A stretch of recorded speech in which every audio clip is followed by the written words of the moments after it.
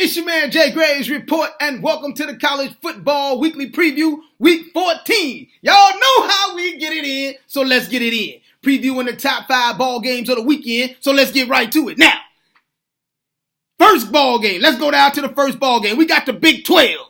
Ain't no ball game in the Big 12, bro. Hey, the Big 12 does it right.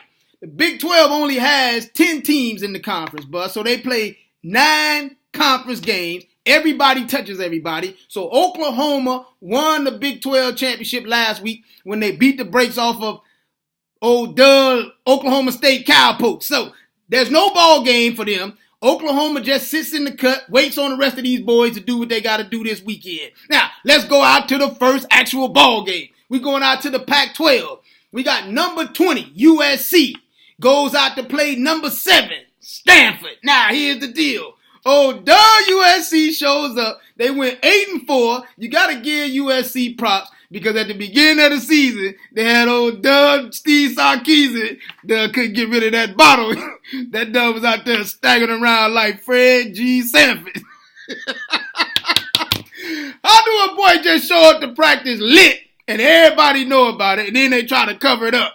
Come on now, bruh. So they finally let that done go after they lost 2 out their first 3 Pac-12 games. And then they brought in my man Clay Helton. Clay Helton, he's held it down for these boys. Now, USC is back in the hunt for the Pac-12. They end up winning the Pac-12 South. Now they got to show up and play Stanford. Here's the deal, but here's the problem. Both these teams averaging 36 points a game. Both these teams pretty much statistically the same team. USC is averaging 457 yards a game. Stanford is averaging 437 yards a game, bruh. So it's pretty close. But here's the problem. Hey, Stanford started off the season, They went out to Northwestern. Remember they got beat at Northwestern. Then they put it together and they've been rolling. You got Kevin Hogan, been putting in work. He's got the most wins as any Stanford quarterback in the history of the program. He's 4th in passing, 2nd in completion percentage, 2nd in passer rating, 4th in touchdowns. Old boy can put the rock in the air, but then they got Christian McCaffrey. This done can roll, can tote the rock. He leads the country in total offense and all-purpose yards. Christian McCaffrey is the real deal. So I think that Stanford showing up to his 3rd Pac-12 championship in 4 years, gonna beat these boys from USC. It is what it is. I know it is what it is. Don't get mad at me. I'm just telling you what it is. Stanford wins this ball game. Let's move on to the next ball game. We're going out to Indianapolis. We got the Big 10 championship. We got number 5, Michigan State, shows up to play number 4, Iowa. Now, here's the deal. Michigan State comes into this ball game with only 1 loss. They're 11-1.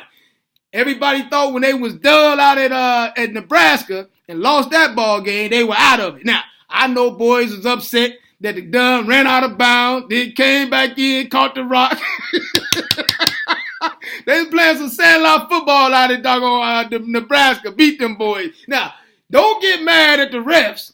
No way should Nebraska had even been in that ball game, been able to come back and beat you. So now the football gods have spared you boys. Now you got to show up in the Big 10 championship and put in work. That's what it is. Now here's the deal. Both these teams averaging 33 points a game. Michigan State putting up 399 in terms of yards, and Iowa put up 404. So they pretty much the same boys. It's going to be a good game. Here's the deal. Now, folks are really pissing me off this week about discrediting what Iowa has been able to do. I'm just going to keep it real all the way 100, whichever comes first. These boys, everybody want to discredit them because they don't like Iowa. But let's keep it real. I heard cats saying all on TV and radio talking about Iowa hadn't played anybody.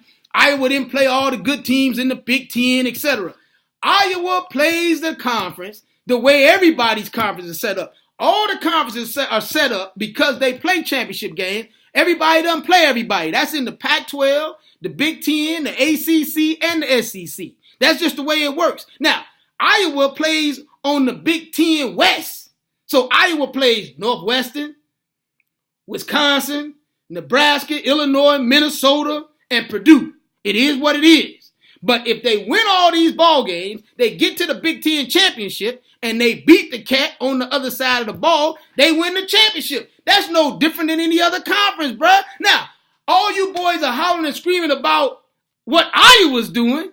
Dude, look at Alabama. Alabama plays in the SEC West. That means that Alabama has to play one game all season long. They in the West. Think about, listen to who's on the West. They play Ole Miss, Mississippi State, Arkansas, Auburn, Texas A&M, and LSU. Come on, bruh. Don't nobody say a word about Mississippi and Mississippi State. Because for 100 years, Ole Miss and Mississippi State have been trash. They've been good the last couple of years, bruh. I'm lying to you? Let's break it down. Mississippi State has been playing football since 1895, bruh. They have won one championship, one conference championship, 1941. Guess how many All-Americans have played at Mississippi State? 2.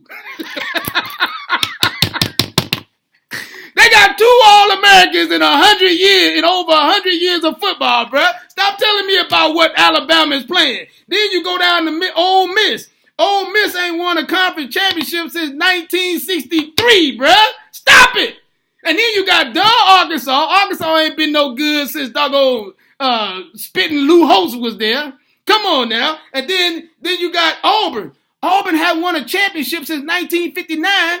And then Cam Newton showed up and they went to the championship in 2012. Stop telling me about what these boys are doing. So stop discrediting Iowa's schedule. If you're going to let Alabama slide through every year, play one game against LSU, show up in the doggone SEC championship and win it. Come on, man. You got to do this right. It is what it is. Now, in this ball game, I'm defending Iowa, but Iowa going to get the brakes beat off of them this weekend. Hey, it is what it is. Iowa, you run your course. You've done what you needed to do. I can't defend you any longer.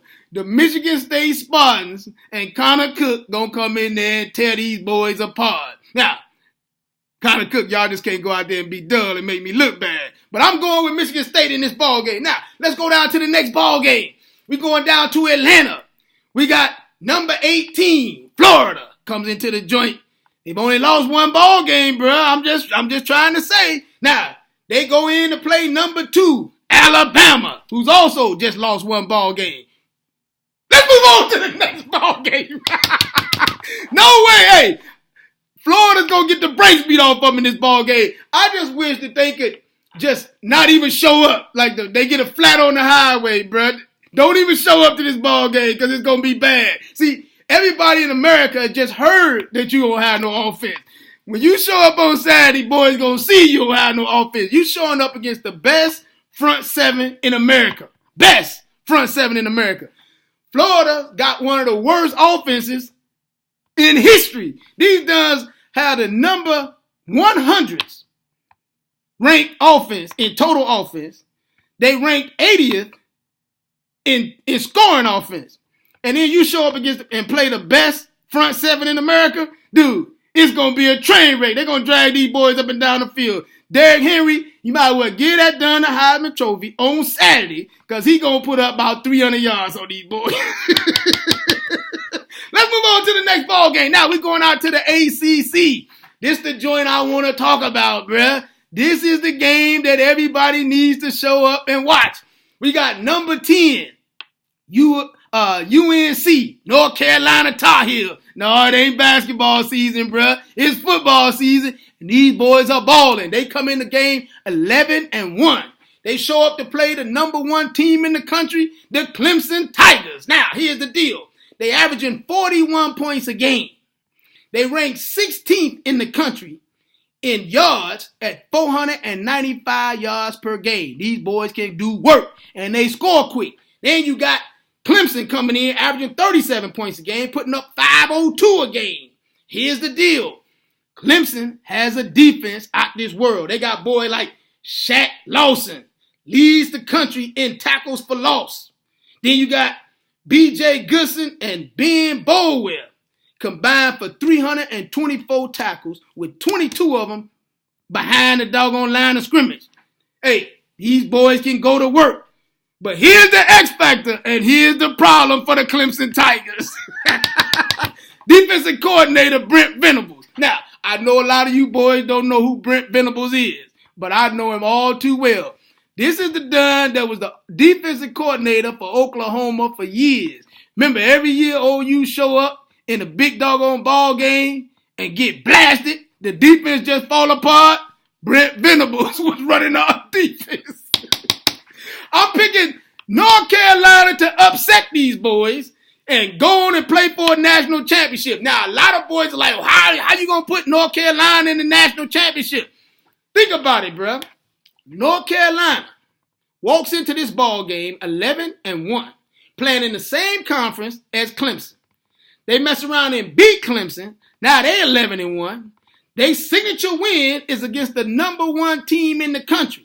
I can't understand how in the world, for the life of me, boys are trying to say that if Clemson happens to lose, they'll put Stanford in the game because Stanford won the doggone Pac-12, but Stanford got 2 losses. How you going to put them in with 2 losses, and they would have won the Pac-12 over a 4-loss team in USC?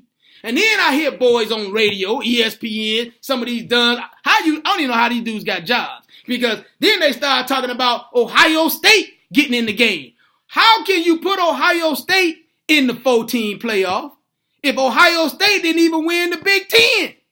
At least North Carolina would have won the ACC, 11-1, 1 loss with the conference championship, and they beat the number one team in the country. Stop trying to jack these boys out of an opportunity. Stop trying to, it's ridiculous. Hey, I'm just telling you, it is what it is. Because Clemson's going down this weekend. You know, they've been talking about Dabo Swinney and Clemsonine. These boys about to start singing Clemsonine. Because Brent Venables is the doggone curse. That Doug gonna be Doug. And the boys from North Carolina winning this ball game. It's your man, Jay Graves Report from TheJayGravesReport.com. Or you can hit me up on Twitter at JayGravesReport so you can holler at your boy.